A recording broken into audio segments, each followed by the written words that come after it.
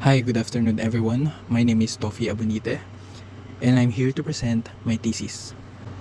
Did we ever wonder what can we see outside of our houses?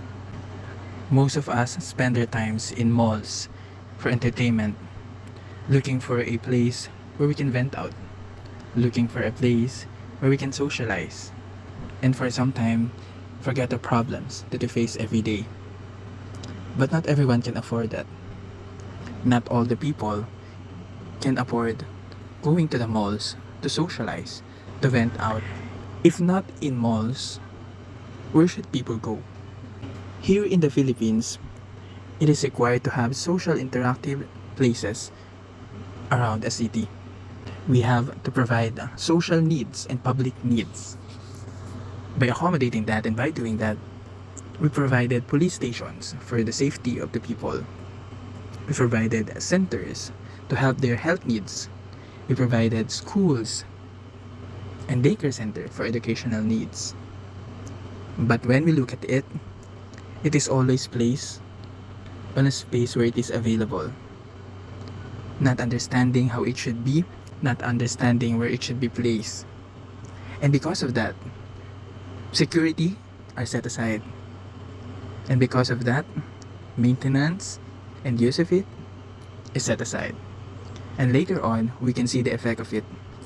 Most of the parks and public spaces here in the Philippines is either substandard, do not look good as it is, and most of the time it is closed and abandoned. Why is it so?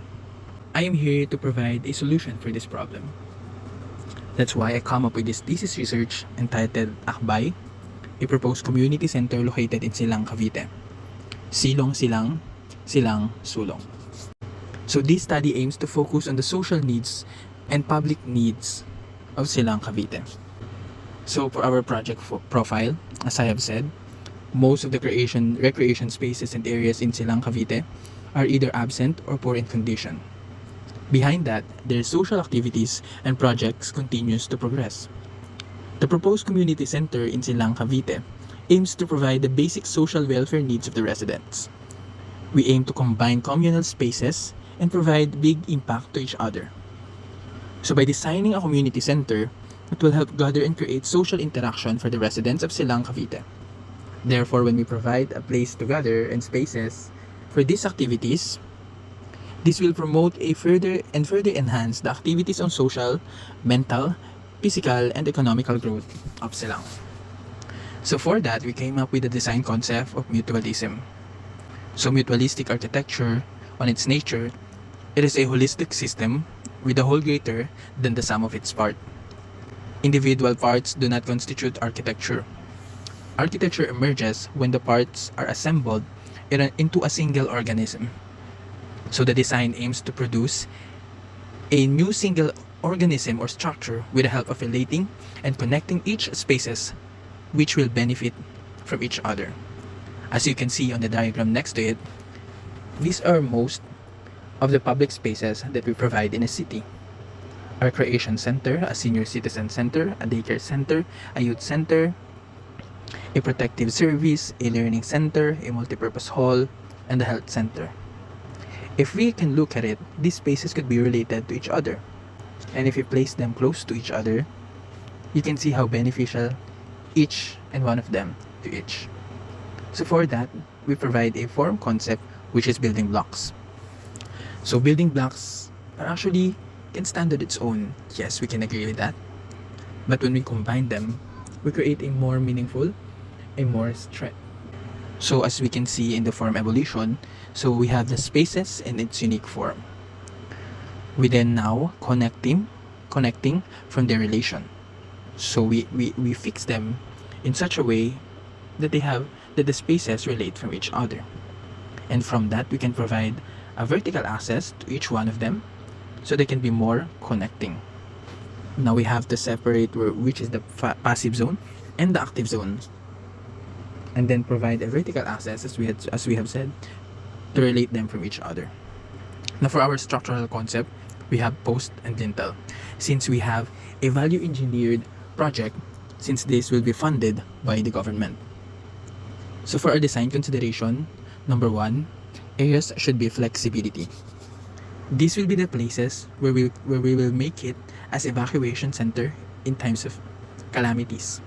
So this should be flexible enough to accommodate people. Number two is security. Since most of the people from different ages will use this space and will use this community center, security is what we should prioritize. So providing a police station on these areas will help us further the security of this space. The next thing is sustainability. This building should live and must live on its own. It should provide basic needs without the help of other areas. So for that, we can provide like a vegetations that produces food, solar panels that can provide electricities through natural resources, and then filtered water that is also from the natural resources. Number two is connectivity. So each space must connect to further develop the relationship and be beneficial to each other. Number three is and the last thing is interactive. So this space should be interactive. Now, so for the planning concept, we took inspiration to George Engel's The Lego House. So with this, it is like forming a spaces and adjusting to the environment. For our facade concept, we use finishes that is economical so that this can work and be funded by the government. So generally, this is my design philosophy. Architecture is not just building and designing spaces. It's more on building who use them. So our next board will be site development plan. So as we further look and see for the CLUP of Silang Cavite, these are the spaces that we can use. And this is the lot that they provided for me to use. Number one, it is located near our city hall in Silang Cavite. And number two, it is located on the urban zone of Silang Cavite.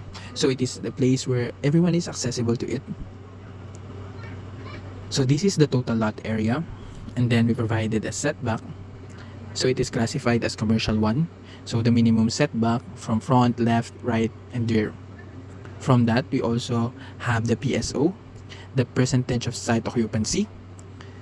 And then we also have the USA and ISA. And that gave us the allowable building footprint of our community center. Now, from adjusting to the requirement of the National Building Code of the Philippines, we also must consider the nature. Number one is the sunpath.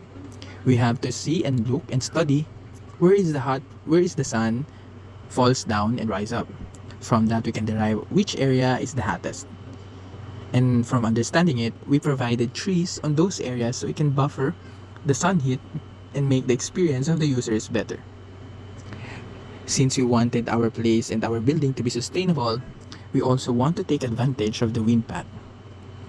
So we located where is the wind most commonly coming from, and then adjusting our site so it becomes a passive cooling space. From that, we can help our building not to be for our building not to depend on the electricity, but can also provide a better environment through taking advantage of the natural resources.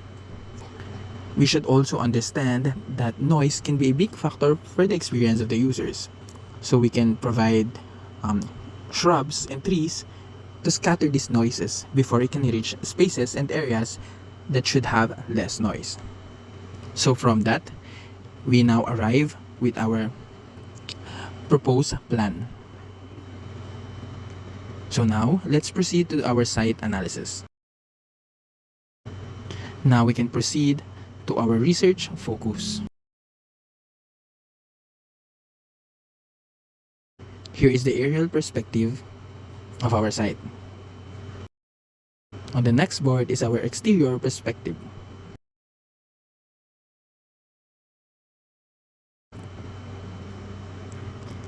And on the last board, it is our interior perspective.